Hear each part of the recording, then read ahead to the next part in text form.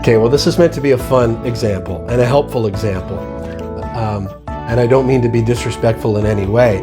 But for those in the local car dealership industry, to help you understand how so many of your ads are viewed by busy people like me out in the community, if I can take the model name of the vehicle that you're advertising and swap it out for the name of a Star Wars robot without losing any other context of what you're trying to communicate, then you're not connecting. You're burying yourself in industry jargon that other people don't understand. Come on in and test drive the all-new C3PO. Check out their great lease rates on 2020 model R2-D2s.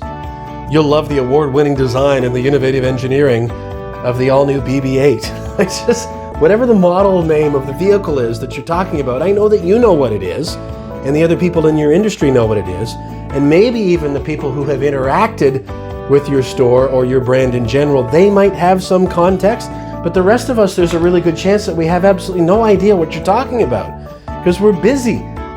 We've got busy lives and our attention spans are short. And when you mention just that name, you may as well just call it the IG-88 because I don't know what it is. Never mind exactly what it is. Tell us what it does and how it's going to help us and enhance our experience or solve some of our problems. Have fun with it, and may the force be with you.